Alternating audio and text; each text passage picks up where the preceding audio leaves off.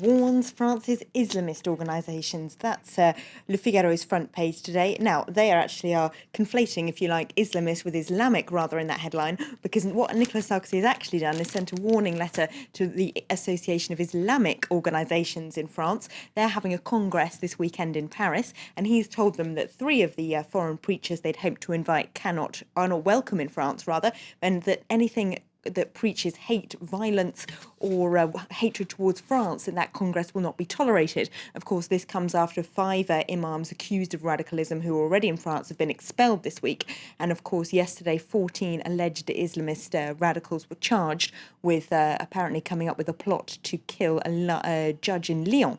Now, what's the political relevance, if you like, of all this, the paper is asking. Of course, they think it's a good thing. They think they emphasise a great deal some of the more radical things that these preachers who've now been banned from coming to France have said.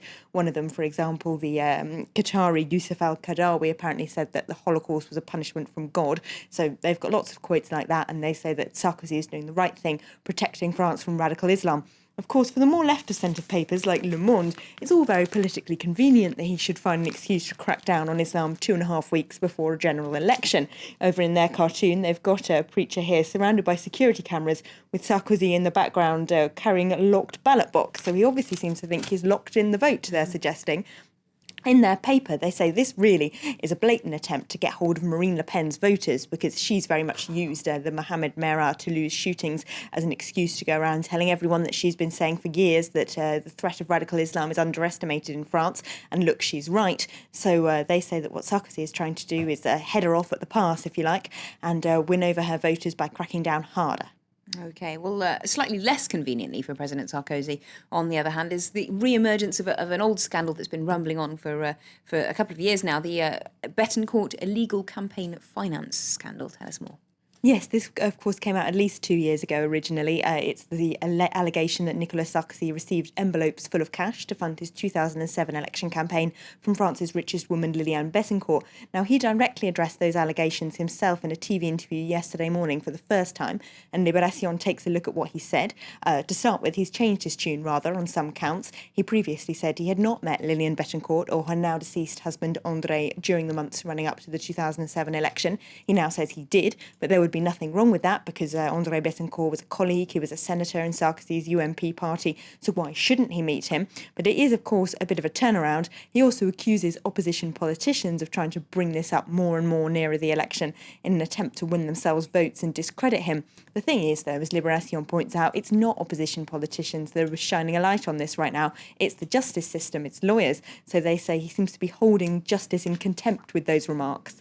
OK, well, talking of the 2007 campaign, the socialist candidate from back then, Ségolène Royal, she's also back in the spotlight, isn't she? Yes, she's also in Libération, of course. She lost that 2007 election, but is now being brought out by her ex-partner, François Hollande, to shore up his campaign. They're holding a big rally together in Rennes later today. It's the first time they'll take to the stage together for a big campaign platform in his campaign. Now, he's been accused so far of trying to write her out of his personal story.